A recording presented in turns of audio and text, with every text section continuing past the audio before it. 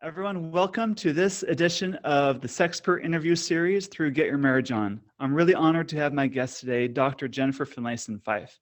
If you don't know her, she's a relationship and sexuality educator and coach, as well as a licensed clinical professional counselor.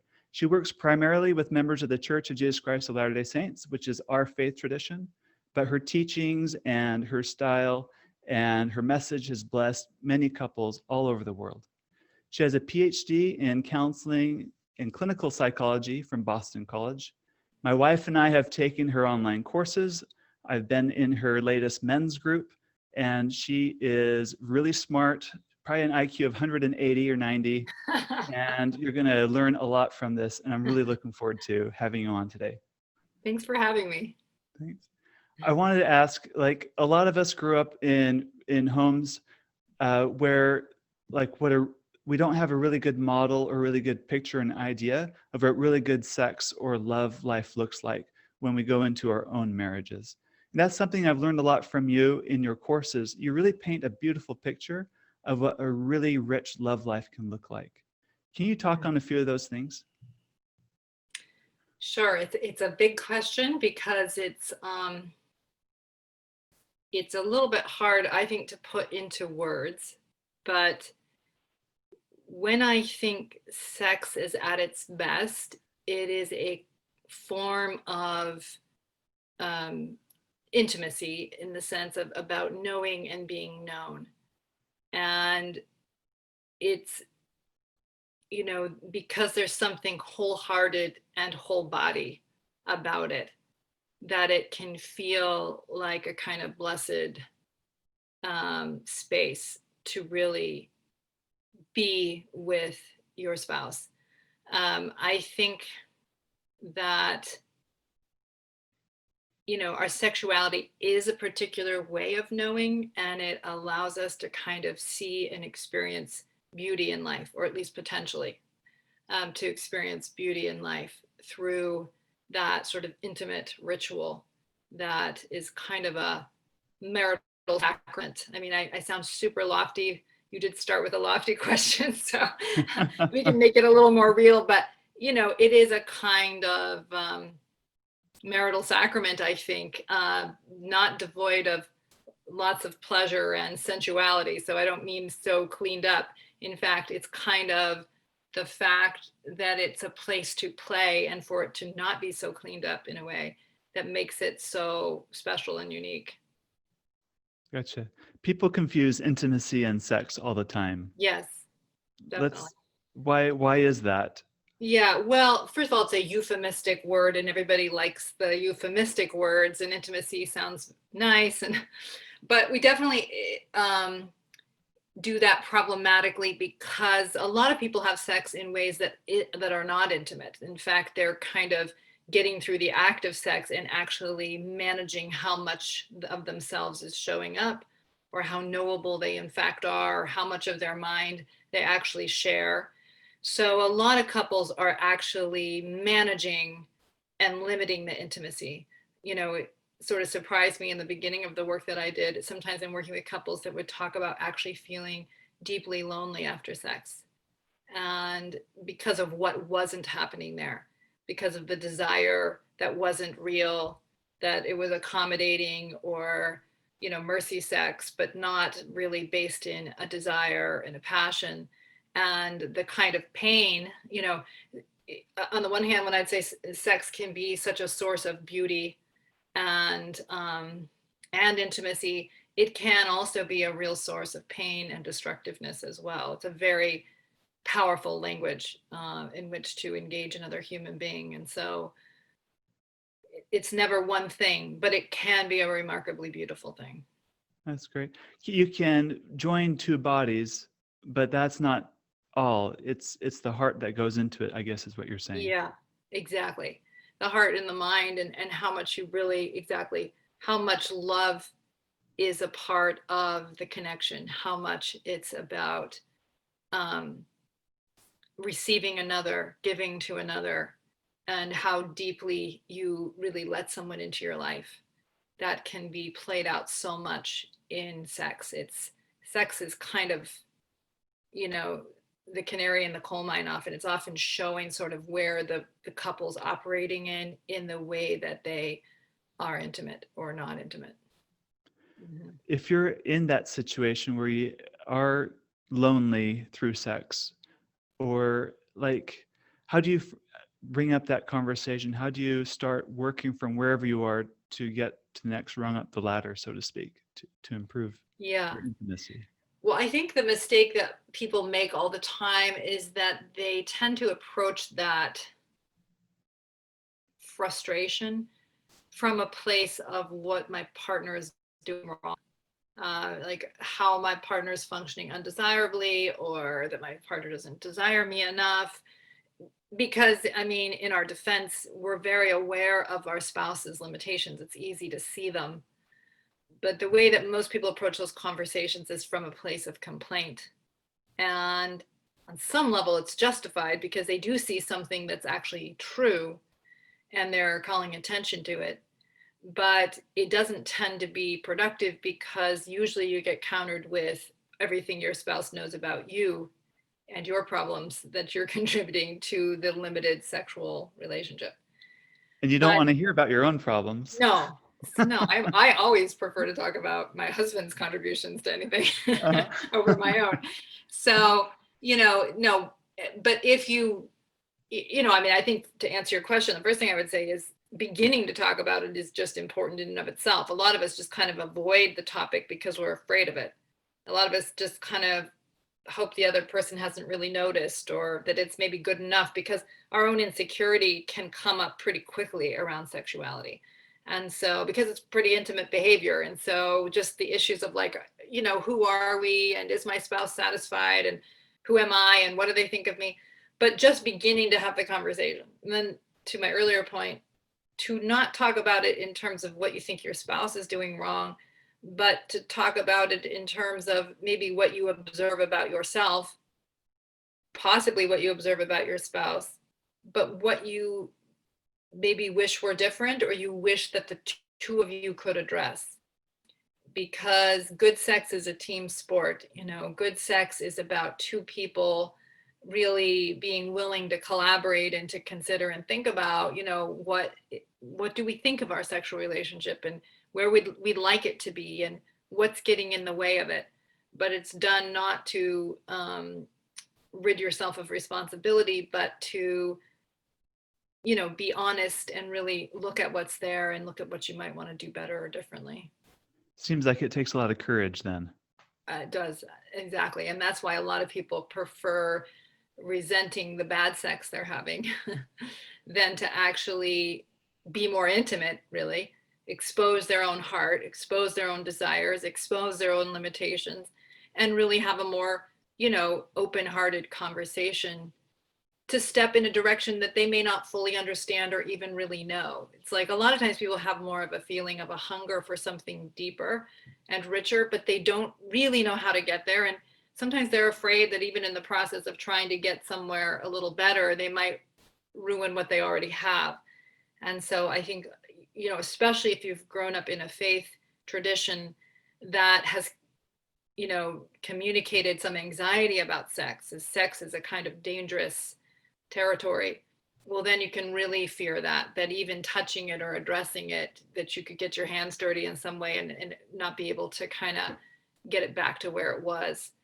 And so I think it takes courage, and I think it takes some confidence. I think sometimes when we give the message that sexuality is stronger than we are, we do ourselves a really deep disservice, because we have to trust that our morality and our inner compass is stronger than our sexuality. That is, that we will be the choosers and the deciders in navigating and creating, that not every impulse or thought or idea we have will run us, but that instead we will think about what it is we want to create with our spouse, what we want to create with our sexuality in our relationship with our spouse. Mm-hmm. I'm in one of your classes, and you talked about this concept of 3 stages of sex, and it had a profound influence over the way I think about sex. I used to think it was more transactional or about pleasure and connection too. but you've painted this beautiful picture of how much more sex can be in a marriage. Can you talk on that, please? Sure. I was borrowing David Data's idea where he talks about three stages of sex. And the first stage is where it's very solipsistic, very kind of self-referencing. It's really for your own pleasure. If you think about a young child, the way they might respond to their own genital pleasure if they're playing in the bathtub or something, this is, that the sex is about getting that physical pleasure and orgasm. And it's not really about relationship, even if you're doing this in partnered sex. And somewhat surprisingly for me, but the more I really look at what many couples are doing, a lot of people are in stage one, even though they've been married 20 years. It's not really, it's about getting what they want. Their spouse is their only legitimate option, kind of. And so they are getting their physical pleasure. And of course, the spouse in that, especially if that other is the lower desire person, will feel a lot of resentment about that because they just feel like they're literally being used for the other person to have an orgasm or have physical pleasure. The second stage is more relational. It's because it's more an acknowledgement of the couple dynamic, but it's a little more transactional or tit for tat kind of thing. Like I'll scratch your back if you scratch mine, kind of orgasm exchange. And so there's acknowledgement of the other person's pleasure, and you may even have good physical pleasure in stage two sex. It's not the absence of pleasure, but it's not really deeply collaborative. It's not high meaning. It's not really focused on sort of cherishing, loving, opening up your heart. That's stage three, where stage three is where, in the Art of Loving course that you've been in, I talk a lot about in the beginning, this is a course for men, and I talk a lot about how you are in relationship to yourself will deeply impact how you're in relationship to your spouse and your sexuality. And when you're still trying to work out your relationship to yourself, you're going to be in stage one or stage two in your sexuality on some level, right? I mean, this is not just like, this is a continuum, but right, the more you are at peace with who you are, the more comfortable you are with you, and you don't need to use the issues of sex and desire to prove something about yourself to yourself, the more you're really freed up to really love through your sexuality because you're at peace with it. You don't have to legitimize it and prove it's okay and prove you're okay. You're okay with yourself. And so you're free to be known and to really love and know your spouse.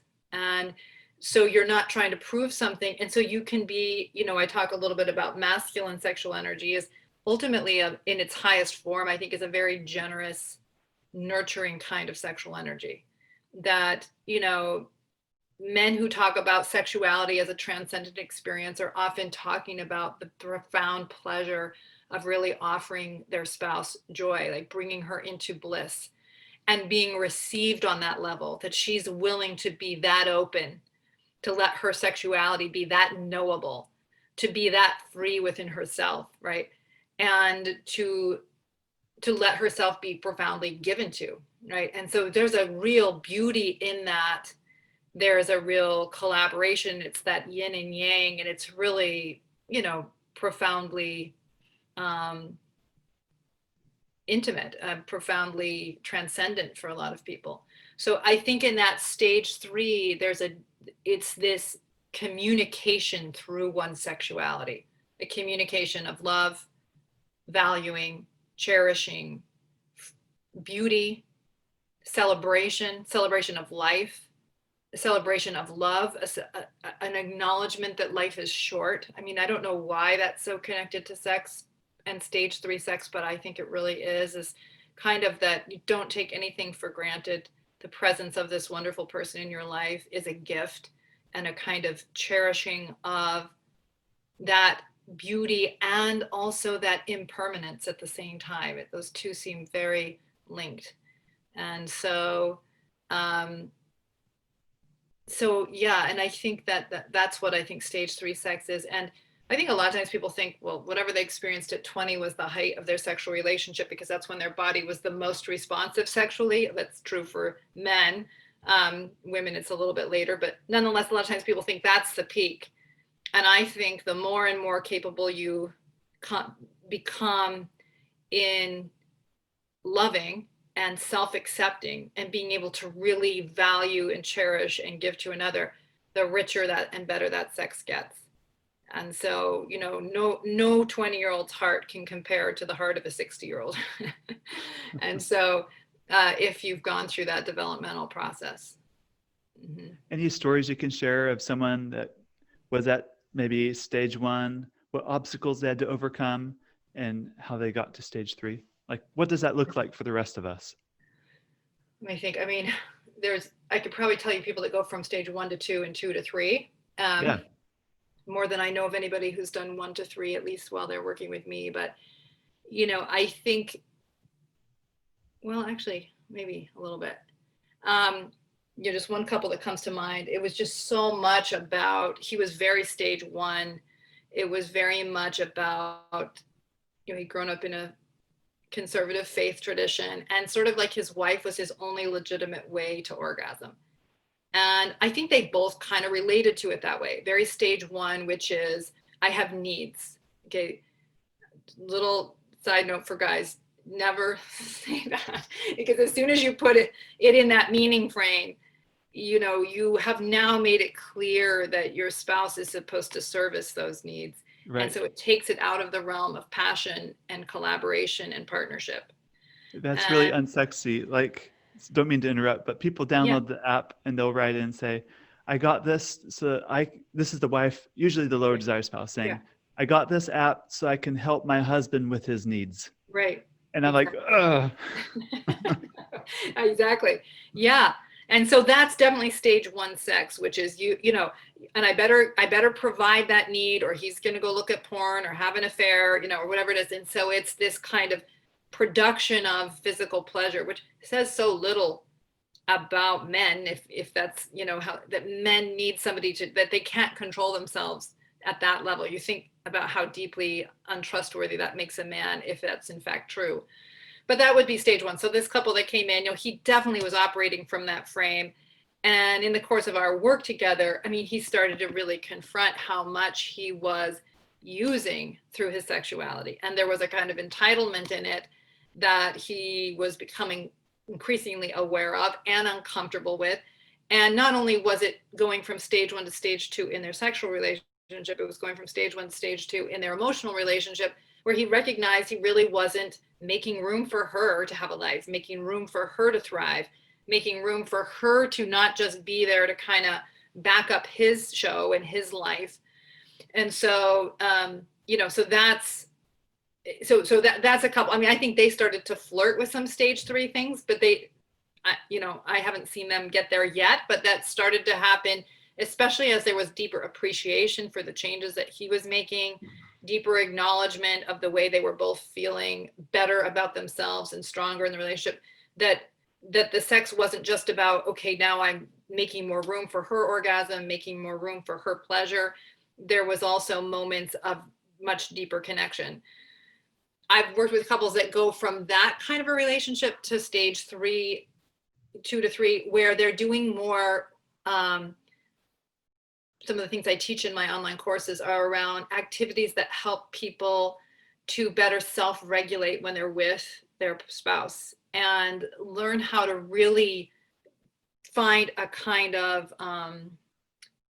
communion, for lack of a better word, when they're just hugging their spouse or touching their spouse, that they start learning the language of sexuality and sensuality, and learning how to become more communicative in it. So they're learning not just how to make room for another person, but how to actually cherish another person and communicate that cherishing through their touch, through the way. So I was just working with a couple yesterday. Actually, I'm just pulling this couple into my head. They're definitely a couple that went from 1 to 2. They're now really in 2, and he's really kind of stretching to understand what 3 even means, which is, how would I make love to my wife without having intercourse. Like, that doesn't make any sense to me, you know? And I'm saying, well, because he was talking about when she's having her period and it interferes. Well, it's a way of the way you touch her. It's, could you, you know, make love to the nape of her neck, you know, by just the way you touch her body, touch her back, touch her hair, is a kind of cherishing of the beautiful woman that's in your life, that's been willing to grow, confront herself, change and evolve in meaningful ways, and that you're grateful for it. You're humbled by it. That's all true for him. And can you hold on to that and communicate that to her? Hold on to yourself enough and not be like, am I going to get the sex I want? Is this going to turn into, you know, or not? And let go of that and stabilize yourself enough to really just cherish her, whether or not this leads to intercourse and orgasm. And, you know, that for people can feel scary, because it feels like, well, maybe if I start doing that, you know, I won't have my manipulative agenda operating and I won't get the sex I want, rather than they are making themselves so much more desirable to be with and to open up to, so much safer, for lack of a better word, so much a better choice, because this person is somebody who really values you, cares about the entirety of you, not just having sex with you. And you're really learning this ability to love deeply through sexuality. And, you know, and so I think when people start to learn that, like, sex becomes highly desirable, because who doesn't want to be touched like they're the most beautiful person in the world? Yeah. And who doesn't want to be touched in a way that's a communication of love and valuing? People that resist touch, they feel like they're getting taken from to fulfill the needs of the other person, and that's why they're resisting it, usually, often for good reasons. And then the flip side of that is, now you're touching to give, not to take. That's right. But to bless, not That's to right. hurt. And That's right. it becomes a beautiful thing. It seems like there's a lot of risk going, if you're a level 1 to level 2, or from a Yeah. 2 to a 3, Yeah. because now you're giving up your agenda. You're That's giving right. up what you've always wanted to make them be, and you have to let go. That's right. And that's scary for a lot of people. Absolutely. It takes courage to let go of our fantasy of control over other people. It's always ultimately a fantasy, because really, when it comes down to it, we don't control each other, even as much as we might try. We're But good at making each other miserable, though. yeah, exactly. Miserable in the effort to do it. And I think that what takes really a lot of courage is to, you know, a lot of people talk to me about, I want my spouse to choose me. I want to feel chosen. I want to be wanted. I want that passion. And I believe that they do want it, but they want it without the risk of really letting somebody have a choice, of really, you know, addressing how choosable they are, how desirable they are, and really letting the other person assert that choice. They want to manipulate it, pressure it, get it. And so what's often happening in these, you know, stage 1 to stage 2 or stage 2 to 3, you're giving up this kind of self-centered control and allowing more room for another person, and allowing that person to really be a chooser, be their own self, not be some reinforcement of you. And that takes courage, that you can sustain yourself, that you can be okay even if someone doesn't give you what you want or choose what you want. You know, it's interesting for me in working with people, like, how much panic they feel about the fact that they can't make their spouse love them or choose them. And I'm not trivializing it. That is a hard thing, that somebody can matter so much to you and you can't guarantee their love. But that's part of what is so beautiful about romantic love, is the fact that it's chosen. And so we want it, but we're terrified to really tolerate the risk of not getting it. But when we won't tolerate that, we actually destroy any chance of ever having it. Mm-hmm. That's pretty profound. That reminds me of a conversation I had with a friend. He and his wife have been married many years, and he's realized that for him, sex is a way for him to feel good about himself. It was when he has any anxiety about life or stress, he Yes. always wanted his wife to soothe him through sex. Yeah. And no wonder why she was never very sexual to him, Yes. because she's being probably feeling used. And Yeah. then now he's trying to make that decision. How am I going to live? Because now he's got to give up wanting Yes. sex to soothe himself. And that's a Right. really difficult thing. And That's right. then letting his wife choose, and she may never choose to want him. And That's right. that's a really risky thing for him. That's right. And you know what he's choosing is that it's a basic morality in it. I mean, it's like our own conscience will push on us, because it's like, look, my wife can't be my stress ball. You know, it's not really fair to do that to another human being, to pressure her in that way. But to really step into my own and learn to self-regulate, it takes a lot of anxiety tolerance, especially because when you're doing it, you're not very good at doing it yet. And every cell in your body wants to go into the old pattern, and you're trying to break the pattern. Meanwhile, your spouse may have, just to speak from that example, her own anxiety about not being needed, right? And might even be pressuring to keep it at this sort of stage 1 or stage 2 level, rather than a place where she might really be up against a choice that she'd prefer to hide from than to really make. So whenever couples break those dynamics, it usually puts both parties in a higher anxiety, higher choice-based position that invariably takes courage. But I don't know anybody who grows without being courageous. I mean, that is the cost of growth. Mm-hmm. Let's switch gears a little bit and talk about ravishing. Mm. Whenever I heard about ravishing, I think about like pillaging, taking, Yeah, that's like, true. or like the caveman running Yeah. with like the wife on his shoulder running out of the village, whatever. Yeah. But that's not what you mean. It's like No, full bodied cherishing or that's right. wholehearted loving. That's so interesting, because we have a lot of those words, because I think of our ambivalence about sex. There's a lot of words like that that have their technical meaning is much more neutral, like the word lust, for example. That's embodied desire. But at least in our religious tradition, lust is usually meant to be about selfishness, selfish sexuality, right?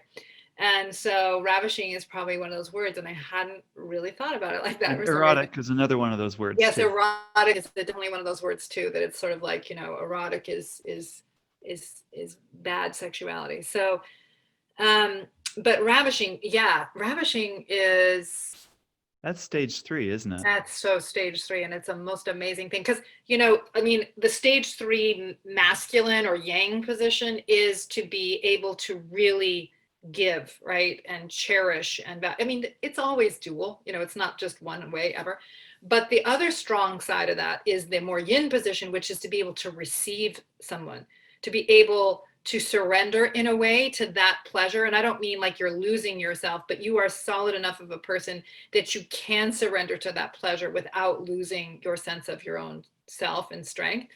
So that's the kind of yin yang beauty of that kind of sexuality, and people can step into different positions in that. But now I forgot what your question was. Oh, the cherishing. Oh yeah. So And this, ravishing. Like it's any stage stories 3. that illustrate what ravishing looks Yes. like. So it does take both this ability to be able to cherish through your sexuality, through your sensuality.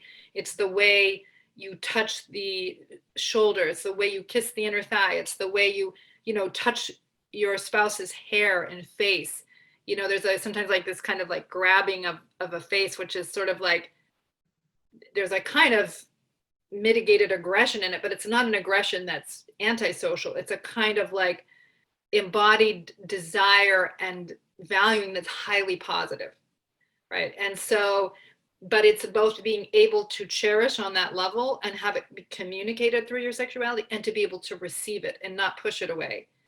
And a lot of people are afraid to receive. They're afraid that their sense of self isn't worthy of that kind of valuing. They're afraid to let somebody have that much impact on them.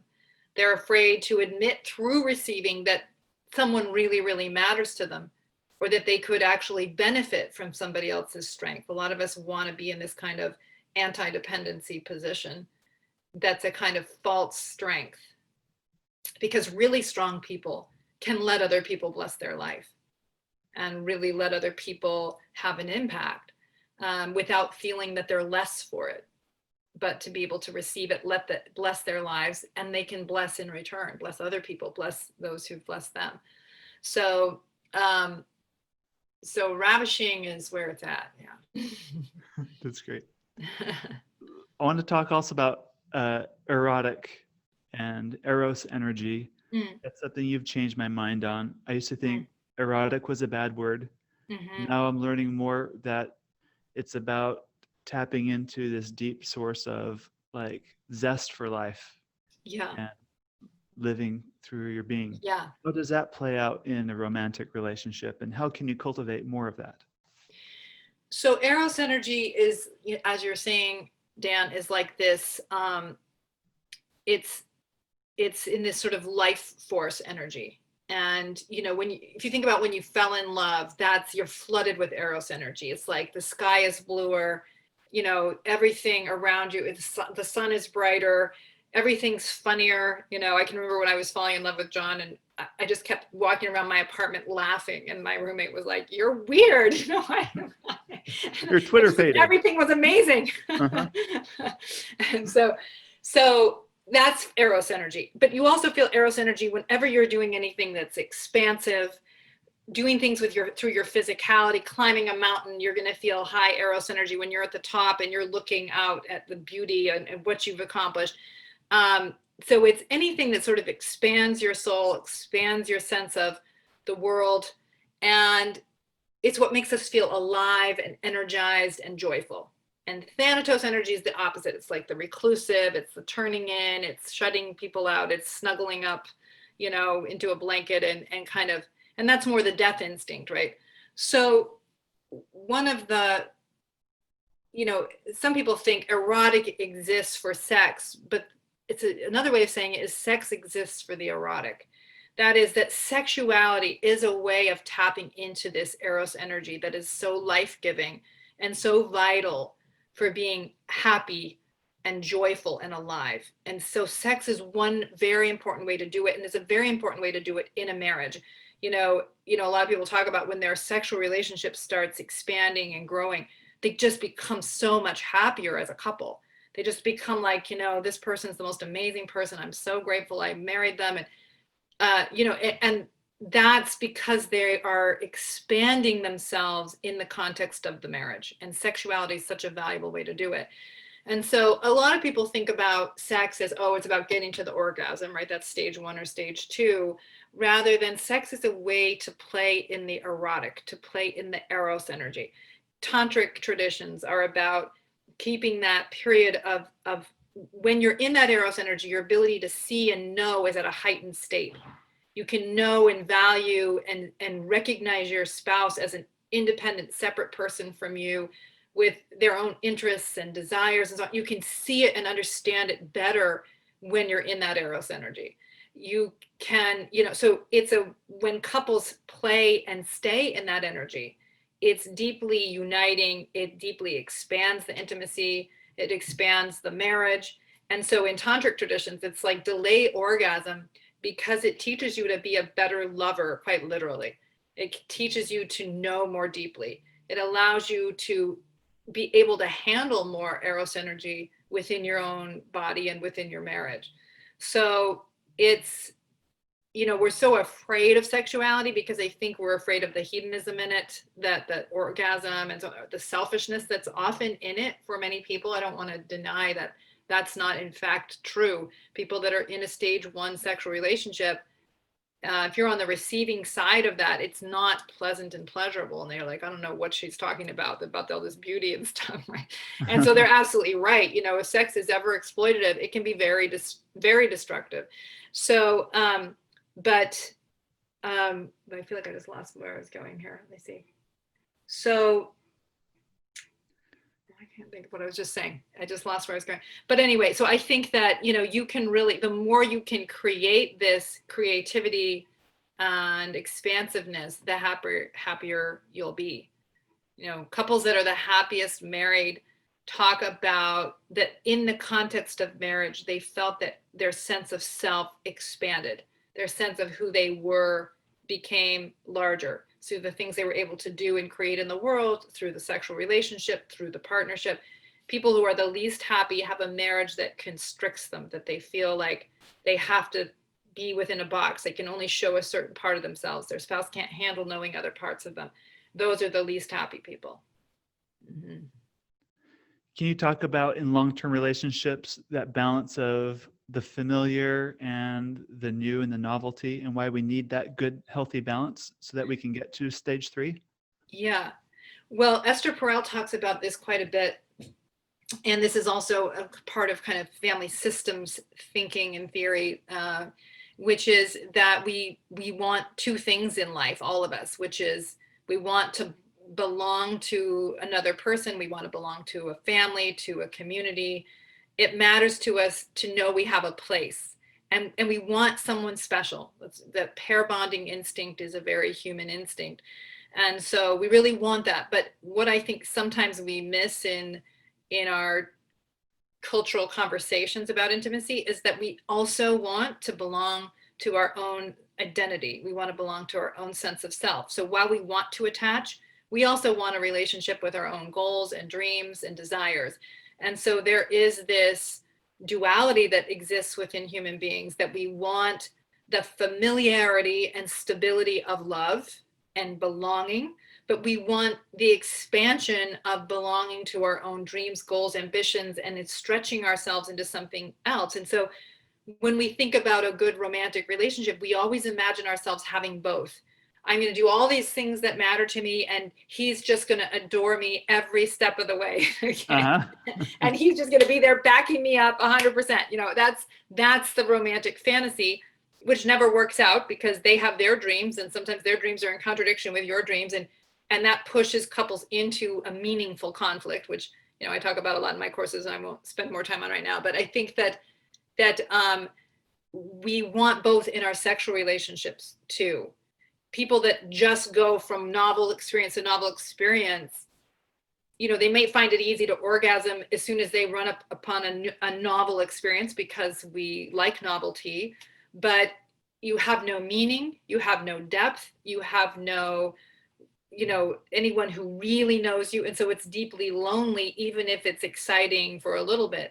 But on the other hand, if you have something that's very familiar, very stable, very certain, well, then there's no expansion. And, you know, if it's so predictable and you've kind of reduced each other to something really predictable, in some ways it's not even true because you've kind of shut out all the novelty that you don't want to deal with.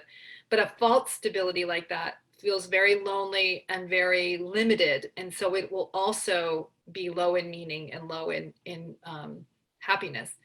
So sexual relationships and love relationships need this tension between the familiar and the knowing and being known, but also the ability to allow each other to grow and expand and to introduce novelty, not a novelty that destroys the safety of the marriage, but a novelty that expands the marriage and expands how deeply you can know the other person. A lot of times when, you know, a spouse tells you something that they've always wanted or that they've thought of or that they like, you know, at first you might be like, well, you know, but it's, and on the other hand, it's like, oh, you actually now have a new possibility, something you could try together. It's also knowing your spouse and knowing what they think about and what matters to them and what that says about who they are. And, you know, it takes some courage. It takes some courage to be able to walk towards those things and to think about them and to create something that you can both enjoy and create something that you can both be partnered in. But that is a necessary and meaningful process. And sometimes I teach the Art of Desire course to women. I do a lot of these workshops, and sometimes women will say, like, it's just gotten so boring. I don't know how to make it more interesting. And sometimes I say, go home and tell your husband something you've never dared to tell him before that you might like to try. And that will spice it up like that. I mean, he may be like, I don't want to do it. You know, it's possible. But at least it's more intimate. You're showing more of your mind. You're showing more of who you are. And it is often, you know, this sort of unwelcome, exciting moment. That's great. All at once. That's fantastic. Or there's an app for that. Yeah, exactly. There's an app for that. Exactly. Can you close us out with talking about just sex is more than just the technique and the mechanical. You could be really good, like a great violinist, Mm, but to be a really good musician, mm. you need heart. Yeah, Tell the story about exactly. the Yeah. concert where the power went out. I love that story. Oh, And yeah, relate right. it to level 3, stage 3 lovemaking. Yeah. So my sister who's a musician, was telling me, she's a violin teacher, about one of her professional peers came up to perform here in Vermont in the theater they were going to play the Brahms, and the orchestra was going to be behind him. It was a violin concerto, and there was an ice storm and the power went out. And so the orchestra couldn't play. And so people were going to just leave, but he came up and said, listen, I can play the Bach chaconne in the dark because I know it well enough. And so my sister said it was the most remarkable experience. I mean, the chaconne in and of itself is a it's a Bach's composition after his wife died, and so it is a piece that is a kind of raw grief in having lost his love of his life.